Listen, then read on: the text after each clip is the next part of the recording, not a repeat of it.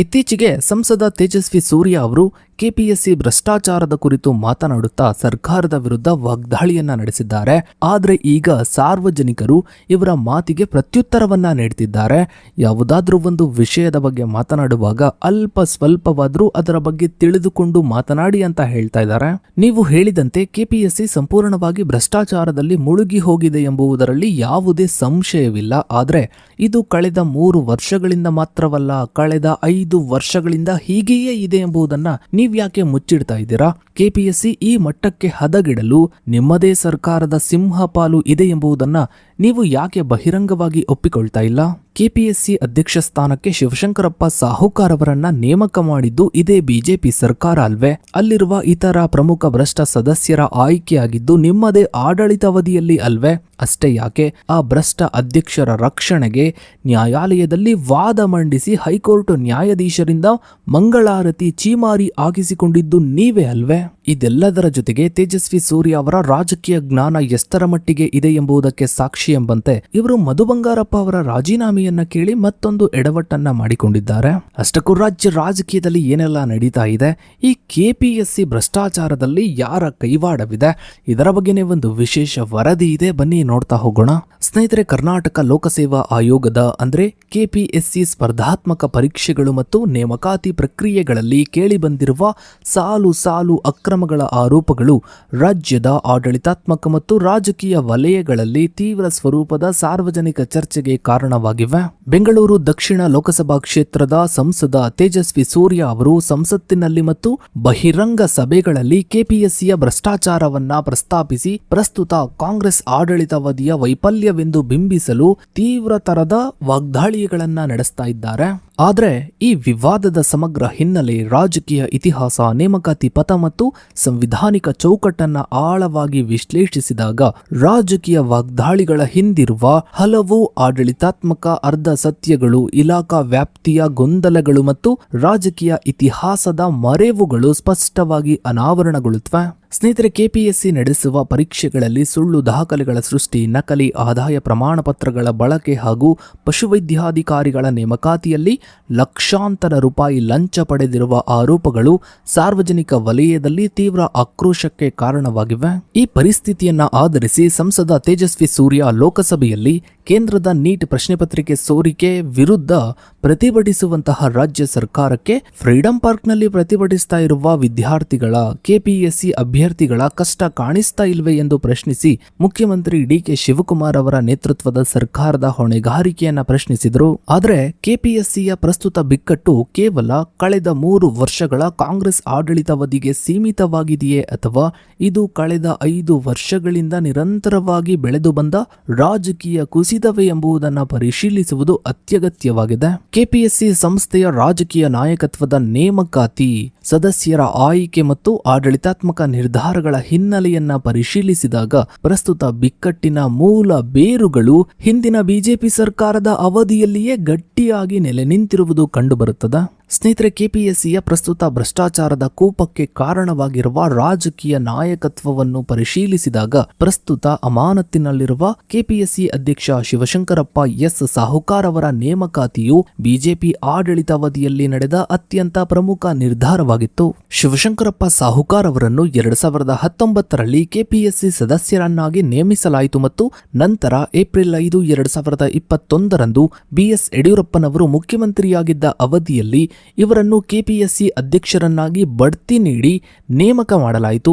ಅಂದಿನ ರಾಜ್ಯಪಾಲ ವಜುಭಾಯಿ ವಾಲಾ ಅವರು ಈ ನೇಮಕಾತಿ ಆದೇಶವನ್ನ ಹೊರಡಿಸಿದರು.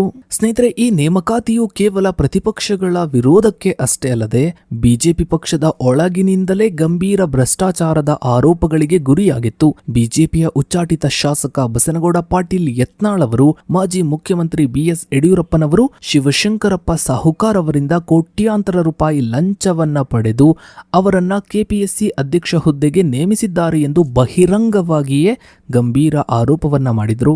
ಸಾಹುಕಾರ್ ಮತ್ತು ಆಯೋಗದ ಇತರ ಪ್ರಮುಖ ಸದಸ್ಯರು ಸೇರಿ ಸರ್ಕಾರಿ ಹುದ್ದೆಗಳ ನೇಮಕಾತಿಯಲ್ಲಿ 300 ಕೋಟಿಗೂ ಅಧಿಕ ಹಣದ ಅಕ್ರಮ ಎಸಗಿದ್ದಾರೆ ಎಂದು ಯತ್ನಾಳ್ ಆರೋಪಿಸಿದ್ದು, ಬಿಜೆಪಿ ಆಡಳಿತಾವಧಿಯಲ್ಲಿಯೇ ಈ ರಾಜಕೀಯ ಹಾನಿ ಅಂದ್ರೆ ಭ್ರಷ್ಟಾಚಾರ ಶುರುವಾಯಿತು ಎಂಬುದನ್ನು ದೃಢಪಡಿಸುತ್ತದೆ. ಇದಷ್ಟೇ ಅಲ್ಲದೆ ಸಾಹುಕಾರ್ ಅವರೊಂದಿಗೆ ಆಯೋಗದ ಆಡಳಿತವನ್ನು ನಿರ್ಣಯಿಸುವ ಇತರ ಪ್ರಮುಖ ಸದಸ್ಯರನ್ನು ಸಹ ಬಿಜೆಪಿ ಸರ್ಕಾರದ ಅವಧಿಯಲ್ಲಿಯೇ ನೇಮಿಸಲಾಗಿತ್ತು. ಎಕ್ಸಾಂಪಲ್ಗೆ ಏಪ್ರಿಲ್ 9, 2021ರಂದು ಡಾಕ್ಟರ್ ಬಿ ಪ್ರಭುದೇವ್ ಅವರನ್ನು ಕೆಪಿಎಸ್ಸಿ ಸದಸ್ಯರನ್ನಾಗಿ ನೇಮಿಸಲಾಯಿತು. ಈ ಮೂಲಕ ಕೆಪಿಎಸ್ಸಿಯ ಆಡಳಿತ ಮಂಡಳಿಯ ನಿಯಂತ್ರಣ ಮತ್ತು ನಿರ್ಧಾರ ತೆಗೆದುಕೊಳ್ಳುವ ಶಕ್ತಿ ಸಂಪೂರ್ಣವಾಗಿ ಬಿಜೆಪಿ ಸರ್ಕಾರದ ಅವಧಿಯಲ್ಲಿಯೇ ರೂಪುಗೊಂಡಿತ್ತು. ಇನ್ನು ಸ್ನೇಹಿತರೆ, ರಾಜಕೀಯ ವಾಗ್ದಾಳಿಗಳ ಅತ್ಯಂತ ಪ್ರಮುಖ ಆಡಳಿತಾತ್ಮಕ ಗೊಂದಲವೇನು ಅಂದ್ರೆ, ಕಾಮಿಡಿ ಏನು ಅಂದ್ರೆ, ಸಂಸದ ತೇಜಸ್ವಿ ಸೂರ್ಯ ಕೆಪಿಎಸ್ಸಿ ಪರೀಕ್ಷಾ ಅಕ್ರಮಗಳಿಗೆ ಸಂಬಂಧಿಸಿದಂತೆ ಶಾಲಾ ಶಿಕ್ಷಣ ಮತ್ತು ಸಾಕ್ಷರತಾ ಸಚಿವ ಮಧು ಬಂಗಾರಪ್ಪ ಅವರ ರಾಜೀನಾಮೆಯನ್ನ ಸಾರ್ವಜನಿಕವಾಗಿ ಆಗ್ರಹಿಸಿರುವುದು. ಕಾರ್ಯಾಂಗದ ಇಲಾಖಾ ವಿಭಜನೆ ಮತ್ತು ಆಡಳಿತಾತ್ಮಕ ವ್ಯಾಪ್ತಿಯ ಅರಿವಿರುವ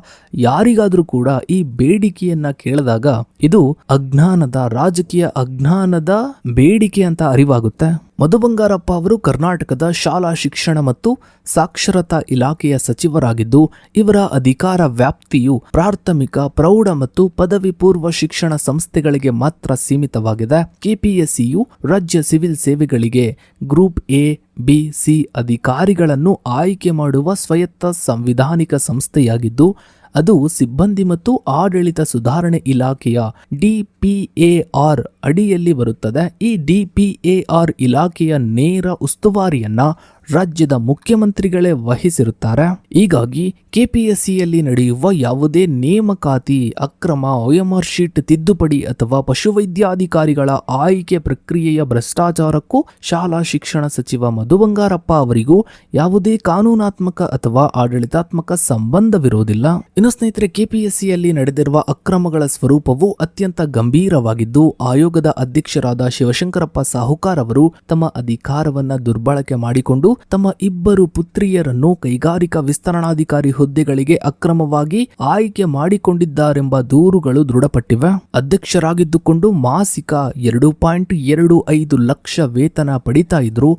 ಸಾಹುಕಾರ್ ಅವರ ಪುತ್ರಿ ತಮ್ಮ ಕುಟುಂಬದ ವಾರ್ಷಿಕ ಆದಾಯ ಕೇವಲ 40,000 ಎಂದು ಸುಳ್ಳು ಆದಾಯ ಪ್ರಮಾಣ ಪತ್ರವನ್ನು ಸೃಷ್ಟಿಸಿ 3B OBC ವರ್ಗದಡಿ ಕ್ರಿಮಿಲೇಯರ್ ವಿನಾಯಿತಿ ಮತ್ತು ಮೀಸಲಾತಿಯನ್ನ ಪಡೆದುಕೊಂಡಿದ್ರು. ಈ ತೀವ್ರ ಸ್ವರೂಪದ ಅಕ್ರಮಗಳ ಹಿನ್ನೆಲೆಯಲ್ಲಿ ಜುಲೈ 13, 2026ರಂದು ಕರ್ನಾಟಕದ ರಾಜ್ಯಪಾಲರಾದ ತಾವರ್ ಚಂದ್ ಗೆಹ್ಲೋಟ್ ಅವರು ಶಿವಶಂಕರಪ್ಪ ಸಾಹುಕಾರ್ ಅವರನ್ನು ಕೆಪಿಎಸ್ಸಿ ಅಧ್ಯಕ್ಷ ಹುದ್ದೆಯಿಂದ ಅಮಾನತುಗೊಳಿಸಿ ಆದೇಶವನ್ನ ಹೊರಡಿಸಿತು. ಅಷ್ಟೇ ಅಲ್ಲದೆ ಭಾರತದ ಸಂವಿಧಾನದ 317(1) ವಿಧಿ ಅಡಿಯಲ್ಲಿ ಅಧ್ಯಕ್ಷರ ವಜಾಗೊಳಿಸುವಿಕೆಗೆ ಸಂಬಂಧಿಸಿದಂತೆ ಸುಪ್ರೀಂ ಕೋರ್ಟ್ಗೆ ವಿಚಾರಣೆಯನ್ನ ಉಲ್ಲೇಖಿಸುವಂತೆ ಭಾರತದ ರಾಷ್ಟ್ರಪತಿಗಳಿಗೆ ಶಿಫಾರಸನ್ನ ಮಾಡಿದ್ರು. ಇನ್ನು ಸ್ನೇಹಿತರೆ, ಮತ್ತೊಂದು ಕಡೆ ನ್ಯಾಯಾಲಯದಲ್ಲಿ ನಡೀತಾ ಇರುವ ಕಾನೂನಾತ್ಮಕ ಹೋರಾಟಗಳಲ್ಲಿ ದ್ವಂದ್ವ ನಿಲುವುಗಳು ಸ್ಪಷ್ಟವಾಗಿ ಕಂಡುಬರುತ್ತವೆ. ಸಾಹುಕಾರ್ ತಮ್ಮ ಅಮಾನತನ್ನ ಮತ್ತು ಮಂಡಳಿಯ ರಾಜೀನಾಮೆ ನಿರ್ಣಯದ ವಿರುದ್ಧ ಉಚ್ಚ ನ್ಯಾಯಾಲಯದ ಬಾಗಿಲು ತಡೆದಾಗ ಇವರ ಪರವಾಗಿ ವಾದ ಮಂಡಿಸಿದ ನ್ಯಾಯವಾದಿಗಳು ಅಂದ್ರೆ ಲಾಯರ್ಗಳು RSS ಮತ್ತು ಬಿಜೆಪಿ ರಾಜಕೀಯ ಸಿದ್ಧಾಂತಕ್ಕೆ ನಿಕಟ ನಂಟನ್ನ ಹೊಂದಿರುವವರಾಗಿದ್ದಾರೆ ಎಂದು ಶಾಸಕ ಯತೀಂದ್ರ ಸಿದ್ದರಾಮಯ್ಯನವರು ಆರೋಪಿಸಿದ್ದಾರೆ. ಒಂದು ಕಡೆ ಬಹಿರಂಗವಾಗಿ ಕೆಪಿಎಸ್ಸಿ ಭ್ರಷ್ಟಾಚಾರವನ್ನ ಖಂಡಿಸುತ್ತಾ, ಮತ್ತೊಂದು ಕಡೆ ಭ್ರಷ್ಟ ಅಧಿಕಾರಿಯ ರಾಜಕೀಯ ರಕ್ಷಣೆಗೆ ಅವರ ಪರ ವಕೀಲರು ನ್ಯಾಯಾಲಯದಲ್ಲಿ ವಾದ ಮಂಡಿಸ್ತಾ ಇರುವುದು ಬಿಜೆಪಿಯ ದ್ವಂದ್ವ ನಿಲುವನ್ನ ಎತ್ತಿ ಹಿಡಿಯುತ್ತದೆ ಎಂದು ಕಾಂಗ್ರೆಸ್ ವಾದಿಸಿದೆ. ಈ ತೇಜಸ್ವಿ ಸೂರ್ಯ ಅವರ ಕೆಲವು ಹೇಳಿಕೆಗಳನ್ನ, ವಿಡಿಯೋಗಳನ್ನ ನೋಡಿದ್ರೆ ನಿಜಕ್ಕೂ ಕೂಡ ತಮಾಷೆ ಅನ್ಸುತ್ತೆ. ಇದೊಂದೇ ಅಲ್ಲ, ಕೆಲವು ದಿನಗಳ ಹಿಂದಷ್ಟೇ ಒಂದು ವಿಡಿಯೋವನ್ನ ಪೋಸ್ಟ್ ಮಾಡಿದ್ರು. ಈ ರಸ್ತೆಯಲ್ಲಿ ಹಿರಿಯರು ಓಡಾಡೋದಕ್ಕೆ, ಮಕ್ಕಳು ಓಡಾಡೋದಕ್ಕೆ ತುಂಬಾನೇ ಕಷ್ಟ ಆಗುತ್ತೆ, ಸರ್ಕಾರ ಇದರ ಬಗ್ಗೆ ಯಾವುದೇ ಗಮನ ಹರಿಸ್ತಾ ಇಲ್ಲ ಅಂತ ವಿಡಿಯೋವನ್ನ ಮಾಡಿದ್ರು. ಆದ್ರೆ ಅಸಲಿ ಸತ್ಯ ಏನು ಅಂತ ನೋಡಿದ್ರೆ, ಆ ಒಂದು ಕ್ಷೇತ್ರ ಏನಿದೆ, ಇವರು ವಿಡಿಯೋ ಮಾಡಿದಂತಹ ಕ್ಷೇತ್ರ ಏನಿದೆ, ಅದು ಇವರದ್ದೇ ಪಕ್ಷದ ನಾಯಕ, ವಿರೋಧ ಪಕ್ಷದ ನಾಯಕ ಆರ್ ಅಶೋಕ್ ಅವರ ಕ್ಷೇತ್ರವಾಗಿತ್ತು. ಇವರು ಎಲ್ಲೂ ಕೂಡ ಕ್ರಾಸ್ ಚೆಕ್ ಮಾಡದೇನೆ ಸುಮ್ಮನೆ ಸರ್ಕಾರದ ವಿರುದ್ಧ ಒಂದು ಆರೋಪವನ್ನು ಎಸ್ದು ಬಿಡೋಣ ಅನ್ನೋ ರೀತಿಯಲ್ಲಿ ಸುಮ್ಮನೆ ವಿಡಿಯೋ ಮಾಡಿ ಹೇಳಿಕೆಗಳನ್ನು ನೀಡ್ತಾ ಹೋಗ್ತಾರೆ. ಇನ್ನು ಈಗಲೂ ಕೂಡ ಅಂತಹದ್ದೇ ಒಂದು ಎಡವಟ್ಟನ್ನ ಮಾಡ್ಕೊಳ್ತಾ ಇದ್ದಾರೆ. ಕೇಂದ್ರದಲ್ಲಿ ಕೇಂದ್ರ ಸರ್ಕಾರದ ವಿರುದ್ಧ ಯೂನಿಯನ್ ಎಜುಕೇಷನ್ ಮಿನಿಸ್ಟರ್ ವಿರುದ್ಧ ವಿದ್ಯಾರ್ಥಿಗಳೆಲ್ಲ ಹೋರಾಟವನ್ನ ಮಾಡಿ ರಾಜೀನಾಮೆಯನ್ನ ಕೊಡಿಸಿದ್ರು. ಈಗ ಅದೇ ರೀತಿಯಲ್ಲಿ ಕರ್ನಾಟಕದಲ್ಲಿ KPSCಯಲ್ಲಿ ಭ್ರಷ್ಟಾಚಾರ ಆಗಿರೋದಕ್ಕೆ ಮಧು ಬಂಗಾರಪ್ಪ ಅವರು ರಾಜೀನಾಮೆ ಕೊಡಬೇಕು ಅಂತ ಯಾವುದೇ ಮಾಹಿತಿ ಇಲ್ಲದೆ ಇವರು ಹೇಳಿಕೆಗಳನ್ನ ನೀಡ್ತಾ ಹೋಗ್ತಾರೆ. ಯಾವುದೇ ಒಂದು ಸಣ್ಣ ವಿಚಾರ ಸಿಕ್ಕರೂ ಕೂಡ ಅದನ್ನ ರಾಜಕೀಯಕ್ಕೆ ಬಳಸಿಕೊಳ್ಳುವಂತಹ ಇವರೆಲ್ಲ ಜನಪ್ರತಿನಿಧಿಗಳು. ಇವರಿಂದ ದೇಶ ಉದ್ಧಾರ ಆಗುತ್ತೆ ಅಂತ ಜನ ಅದು ಹೇಗ್ ನಂಬ್ತಾರೋ, ಅದು ಹೇಗ್ ಹೋಟ್ ಹಾಕ್ತಾರೋ ಅವರಿಗೆ ಅರ್ಥ ಆಗ್ಬೇಕು.